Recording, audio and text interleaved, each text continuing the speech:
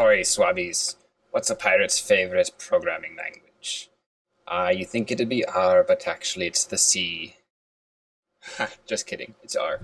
Um, so, just like you learned in algebra, RR lets you use variables in place of numbers. So we're going to show that off and show how it works in this video. It's all about assigning values to variables and variables in general. So in algebra, you often use variables like x and y as stand-ins for numbers. You can do that in R too, but when you're programming x and y, like if you're writing a whole bunch of code using variable names like x and y, it gets really hard to remember what's what. So programmers, we can make our variables have more descriptive names, like it can be a whole word. So let's say that I'm keeping track of the number of crewmen I have on my and crew women, I should say.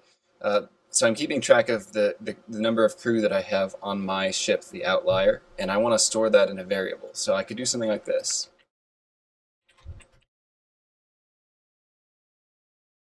Got 21 crewmen on my ship. I'm going to make that a variable and press return, and you can see it actually shows up here in the workspace that I have this variable named Outlier crew count, and it's 21. Now, even though we can use an entire word for our variable name, we can't use anything in a variable name. There's some rules. Most importantly, we can't use spaces in a variable name. That'll just confuse R and it'll give it an error. And generally, we can't use punctuation marks either. There's some exceptions, but I'm not going to go through all of that. Instead, I'm going to teach you a convention from the code of pirate coders. And like most of the code, it's not a hard and fast rule. It's more of a guideline. But here it is. When you name your variables, you always start with a lowercase letter, and then if your variable is multiple words, instead of putting a space between them, which you're not allowed to do, you capitalize the first letter of each word, like I did here. So lowercase o to begin it for Outlier, and then I capitalize the C in crew and the C in count. And the landlubbers call that camel case, and because apparently the capital letters look like the humps on a camel. Now, I can have more than one variable. So let's say besides my crew on board the Outlier, I still have those 2 prisoners I picked up in New Zealand. So let's go ahead and make a variable for them. And you can see I'm using this arrow thing here. That's actually an operator, kind of like multiplication or division, like the plus sign is an operator. This is called the assignment operator. And what it does is it says whatever comes after this arrow is the value that I need to assign into whatever variable I've named here. So if I'm about to assign the number 2 to Outlier prisoner count, so I use the assignment operator to do that. Now, I can use these variables as stand-ins for numbers when I'm doing calculations or evaluating expressions. So I can do something like Outlier crew count plus Outlier prisoner count,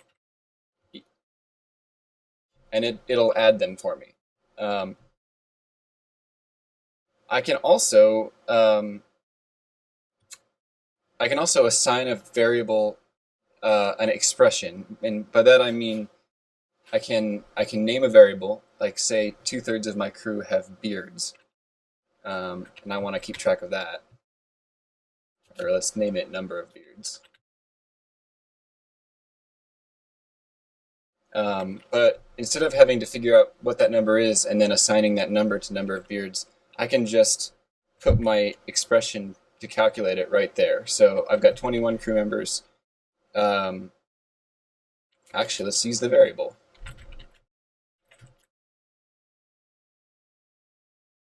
And 2/3 of them have beards. So what I'm saying here is I'm asking R to take however many crew members I have, multiply it by 2/3, and then the result of that assign it into number of beards. So we're not storing the expression in number of beards. We're finding the result of this first, and then that's going to get stored in number of beards. And you'll see it pop up here in the top right corner. So there you can see there's 14 beards aboard the outlier. Now, if I write an expression, and you saw this in the last video, if I write an expression without assigning it, like 2 plus 2, ARRR will show me the result right there in the console, right underneath my expression. When I assign something,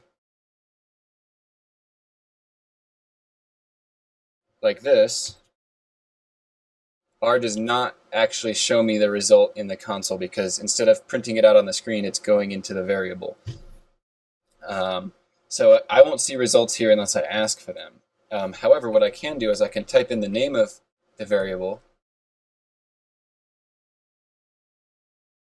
and it will print out the result, or print out the number that's stored in there. So the other thing about variables is that they don't actually change unless you tell them to. So, for example, if there was a hurricane last night and I lost 3 crewmen overboard, you might think that I could do something like this.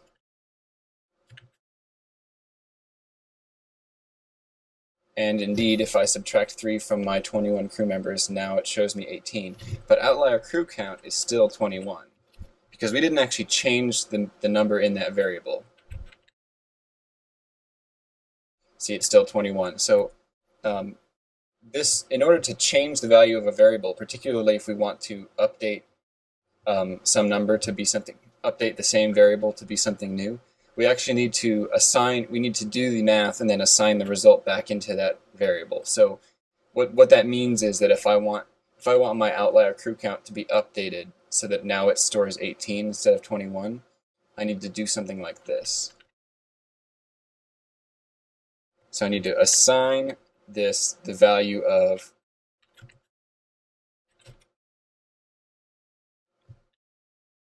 So what's happening here in this one is that ARRR is going to evaluate the expression, outlier crew count minus 3, which we already know is 18, and then it's going to stick 18 back into outlier crew count. Now this happens first because it seems like we're kind of going in circles if we have this same variable being assigned into itself.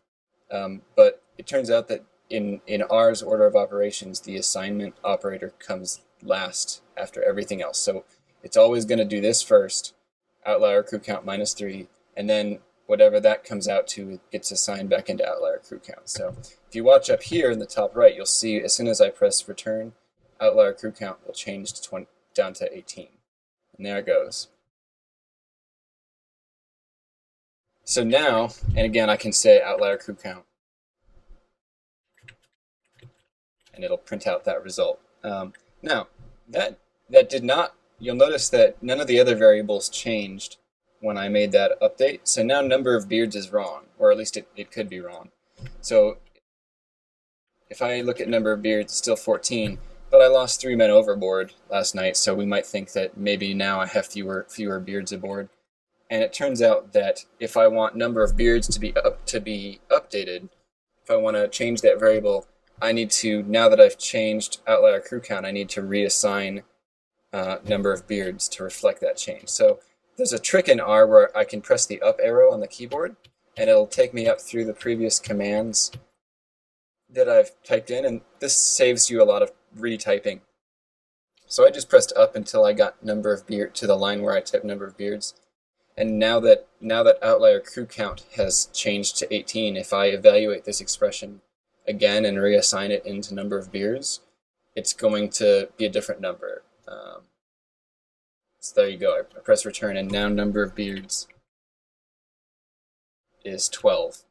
It's updated since that. And that's it. That's all I'm going to say for now about variables and assignment.